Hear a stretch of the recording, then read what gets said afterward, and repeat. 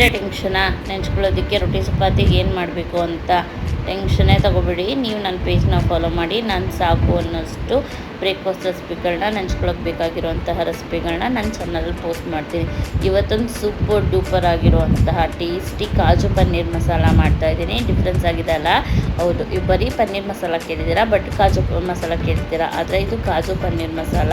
ಅದಕ್ಕೆ ಅಂತ ಒಂದು 100 ಗ್ರಾಮ್ ಪನ್ನೀರನ್ನ ಫ್ರೈ ಮಾಡಿ ಮತ್ತು ಒಂದು 50 ಗ್ರಾಮ್ ಅಷ್ಟು ಕಾಜುನ ಫ್ರೈ ಮಾಡಿ ಎತ್ತಿಟ್ಕೊಂಡಿದ್ದೀನಿ. ಒಂದು ಪ್ಯಾನ್ಗೆ ಸ್ವಲ್ಪ ಎಣ್ಣೆ ಹಾಕಿಬಿಟ್ಟು ಈರುಳ್ಳಿ, ಟೊಮ್ಯಾಟೊ, ಹಸಿಮೆಣಸಿನ್ಕಾಯಿ, ಒಂದು ಸ್ವಲ್ಪ ಕಾಜು, ಸ್ವಲ್ಪ ಚಿಲ್ಲಿ ಪೌಡ್ರು, ಉಪ್ಪು ಇದಿಷ್ಟನ್ನು ಹಾಕಿ ಫ್ರೈ ಮಾಡ್ಕೊಂಡಿದ್ದೀನಿ. ಫ್ರೈ ಆಗಿರೋದಕ್ಕೆ ಒಂದು ಅರ್ಧ ಗ್ಲಾಸಷ್ಟು ನೀರನ್ನ ಹಾಕಿ ಚೆನ್ನಾಗಿ ಕುದಿಸ್ಕೊಂಡು ರುಬ್ಬಕ್ಕೆ ಅಂತ ಎತ್ತಿಟ್ಕೊಂಡೆ. ಇದನ್ನು ನೀವು ಪೇಸ್ಟ್ ಮಾಡ್ಕೋಬೇಕು. ಮತ್ತು ಇನ್ನೊಂದು ಕಡಾಯಿನ ಇಟ್ಟು ಸ್ವಲ್ಪ ತುಪ್ಪ ಹಾಕಿ ಓಲ್ ಸ್ಪೈಸಸ್ನ ಹಾಕಿ ಒಂದು ಸ್ವಲ್ಪ ಹಸಿಮೆಣಸಿನ್ಕಾಯಿ ಹಾಕಿ ಶುಂಠಿ ಬೆಳ್ಳುಳ್ಳಿ ಪೇಸ್ಟ್, ಲೈಕ್ ನಾನು ಬರೀ ಬೆಳ್ಳುಳ್ಳಿ ಹಾಕಿದೆ, ನಿಮ್ಗೆ ಬೇಕು ಅಂದರೆ ಶುಂಠಿ ಹಾಕ್ಕೊಳ್ಳಿ, ನಡೆಯುತ್ತೆ.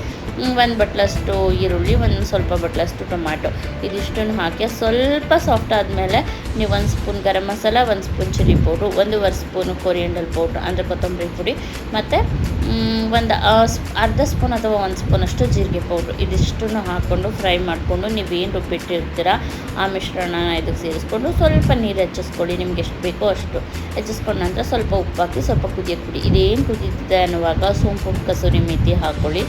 ಅದೆಲ್ಲ ಹೊಂದ್ಕೊಂಡ ನಂತರ ನಾನು ಹೇಳಿದ್ನಲ್ಲ ಕಾಜು ಮತ್ತು ಪನ್ನೀರು ಫ್ರೈ ಮಾಡಿ ಇಟ್ಕೊಂಡಿದ್ದೆ, ಇದನ್ನು ಇದಕ್ಕೆ ಸೇರಿಸಿ ಒಂದು 2 ನಿಮಿಷ ಕುದಿಯೋಕ್ಕೆ ಬಿಡಿ. ಕುದೀತಿದೆ ಅನ್ನುವಾಗ ಸ್ವಲ್ಪ ಕೊತ್ತಂಬರಿ ಸೊಪ್ಪು, ನನ್ನ ಹತ್ರ ಫ್ರೆಶ್ ಕ್ರೀಮ್ ಇರಲಿಲ್ಲ, ನಾನು ಹಂಗಾಗಿ ಚೀಸ್ ಹಾಕ್ಕೊಂಡಿದ್ದೀನಿ.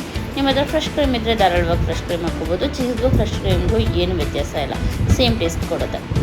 ಅದಾದ ನಂತರ ಸೂಪರಾಗಿರುತ್ತೆ. ಸರ್ವ್ ಮಾಡಿಕೊಂಡು ಅನ್ನ, ಚಪಾತಿ, ರೊಟ್ಟಿ ಈ ಥರ ಏನಕ್ಕೆ ಬೇಕಾದ್ರೂ ತಿನ್ನಿ. ನಮ್ಮ ಮನೇಲಂತೂ ಅಲ್ಟಿಮೇಟ್. ಇದನ್ನು ಮಾಡಿದೆ ತುಂಬ ಚೆನ್ನಾಗಿ ಇಷ್ಟಪಟ್ಟು ತಿಂದರು, ಖಾಲಿನೇ ಆಗೋಯ್ತು.